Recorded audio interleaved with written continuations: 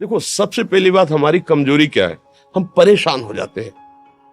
संसार में देखो तो परेशान, परमार्थ की तरफ देखो तो हम परेशान हो, ये हमारा आदत स्वभाव बन गया परेशान होना। थोड़ा सा धैर्यवान बनो, गंभीर बनो। कोई भारी से भारी विपत्ति में परेशानी स्वीकार करके विपत्ति से थोड़ी निकला जाता। सुलझो, ठीक है, विपत्ति आई, समस्या आई, इसका समाधान होगा, ऐसा थोड़ी कि हमें नष्ट कर देगी।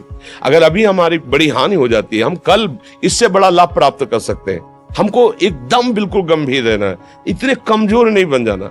अब वो गए तो क्या होगा, अब वो वस्तु गई तो क्या, पद गया तो क्या होगा। प्रयास किया था, ये पद मिला था, इससे बड़ा पद प्राप्त करूंगा, मैं इससे बड़ा महान बनूंगा। ठीक है, एक बार गिर गया, गलती हो गई, दंड भोगूंगा, फिर इससे ज्यादा संयम में रहूंगा। बिल्कुल, मतलब एकदम फ्रेश दिमाग रखना चाहिए। और अपने लोग क्या है, जरा सी बात में एकदम पछड़ा कर लेते हैं, एकदम कमजोर हो जाते हैं। ये बिल्कुल ठीक नहीं है। हम जीवन भर की यात्रा की बात कह रहे हैं, भारी से भारी कष्ट में भी मुस्कुराना, तो हमें बल मिला है, हमें भगवान की कृपा का दर्शन हुआ है, हमें उनका दुलार दिखाई दिया है। अगर ऐसे तो भाग जाते, फिर परमार्थ में थोड़ी चलना होता है। आज जो आप सुन करके लाभ लेने की चेष्टा कर रहे हो ना, ये केवल प्रवचन नहीं है, ये जीवन है। अगर ये जिए ना होते ना, तो ये इसका प्रभाव नहीं पड़ता, फिर वाणी का प्रभाव नहीं पड़ता। हम इसीलिए कहते हैं, जैसे आप लोग एकदम परेशान हो जाते हैं जब बोलो, क्या हमसे ज्यादा परेशानी होगी? दोनों किडनी खराब, दवाई लाने के लिए पैसे नहीं, पानी रखा है हम उठ के पी नहीं सकते, भीषण शरीर में कष्ट, भीषण बुखार, क्योंकि किडनी फेल, जरा में बुखार, खाने को क्या, रोटी मांग के लाओ। अगर वहां सब्जी मिलती तो लाल मिर्च ऐसी पड़ के मिलती थी कि वो पा नहीं सकते थे। आप सोचो, पानी लाना है तो मुझे लाना है, पीना है तो मुझे पीना है। अगर मैं हारता तो कहां पहुंच जाता, क्या स्थिति होती? नहीं, मरना है, पर कदम पीछे। कोई दिन ऐसा नहीं जिस दिन सेवा ना की हो, जिस दिन सेवा ना गए हो। गुरु जी की सेवा में जाना है, पहले अपने को स्वस्थ साबित करना है, नहीं वो सेवा नहीं लेंगे। तुम बीमार हो, तुम कष्ट में, वैसे उनकी दृष्टि बड़ी शांत है। उनकी सेवा की, आके लेट गए, फिर हिम्मत की, अपनी श्री जी की सेवा की, मधुकरी नहीं गए, 3-3, 4-4 दिन भोजन नहीं गए, पर सेवा नहीं छोड़ा, दिनचर्या नहीं छोड़ी। और उसका प्रधान कारण संयम, ब्रह्मचर्य, भगवत आश्रय, नाम जप, कभी हारने नहीं दिया।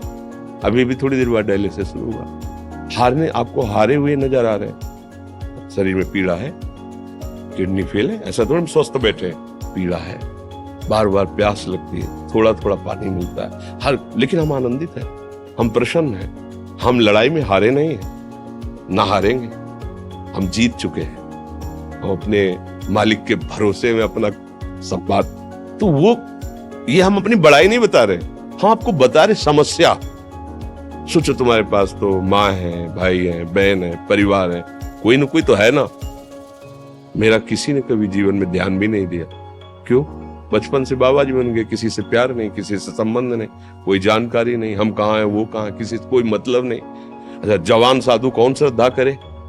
कभी गांव जाने की हिम्मत नहीं पड़ती कि रोटी मांग ले, पता नहीं लोग क्या सोचेंगे, क्या भावना कर ले। हम दरवाजे पे खड़े हैं, क्या कैसी भाव, तो जो हमारे सामने आकाश वृत्ति से आया यौवन अवस्था में, वही पाया, अन्यथा भूखे रह गए। जब हम हर समय अपने को विवेक के द्वारा सावधान रखे, तो हम कभी निराश नहीं हुए, कभी उदास नहीं हुए, कभी ऐसा नहीं लगा कि यार हम दुखी, कभी नहीं लगा।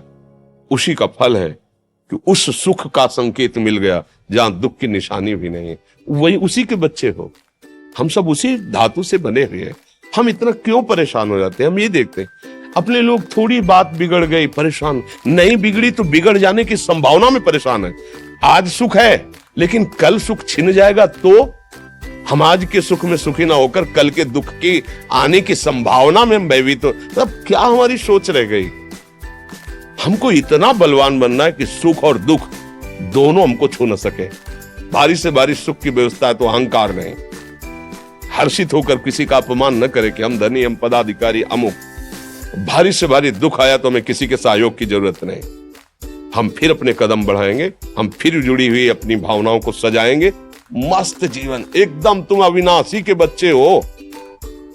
शेर का बच्चा भेड़ों के बीच में फंसकर म्यों म्यों बोल रहा है, बस अगर दहाड़ना सीख जाए तो कोई भी उसे परास्त नहीं कर सकता। ऐसे भगवद अंश, तू प्रपंच में फंसकर अपने को इतना दीन क्यों देख रहा है? तू ऐसा है कि भगवान के दिव्यास्त्र में भी ताकत नहीं तेरे को मार सके। तू अविनाशी का अविनाशी बच्चा है, विनाशी भोगों को, विनाशी शरीर को मैं मान के इतना भयभीत, इतना दुख ठीक नहीं। ये सबके लिए, केवल एक के लिए नहीं। आप समझो, आप लोग सोचते हैं हम गृहस्थ होकर भला ऐसी स्थिति कैसे। जनक जी सुखदेव जी के गुरु हैं और राजा हैं, महल है, रानियां हैं, नौकर है, चाकर।